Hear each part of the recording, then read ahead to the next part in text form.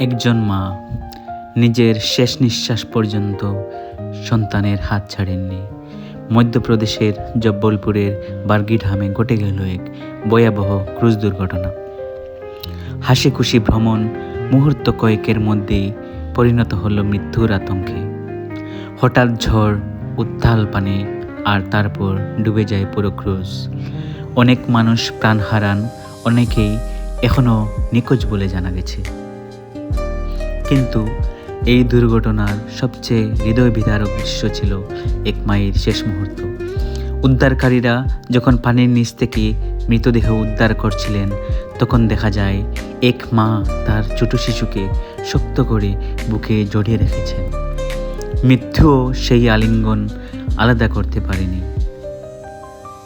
কেউ বলে শেষ মুহূর্তেও মা চেষ্টা করেছিলেন সন্তানকে বাঁচাতে, নিজের বুকের ভিতর লুকিয়ে রাখতে, কারণ মা শব্দটার মানেই তো নিরাপত্তা। এই ঘটনাটি শুধু একটি দুর্ঘটনা নয়, এটি আমাদের মনে করিয়ে দেয় জীবন কতটা অনিশ্চিত। এক মুহূর্তে সব কিছু বদলে যেতে পারে।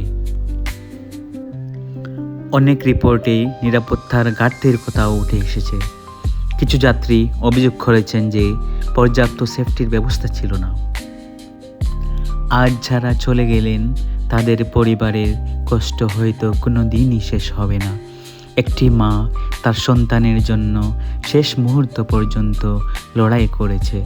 এই দৃশ্য পুরো দেশকে কাঁদিয়েছে। মায়ের ভালোবাসা পৃথিবীর সবচেয়ে শক্তিশালী অনুভূতি। সব মৃত আত্মার শক্তি কামনা করি। ধন্যবাদ। ভিডিওটি ভালো লাগলে লাইক, শেয়ার এবং সাবস্ক্রাইব করতে ভুলবেন না।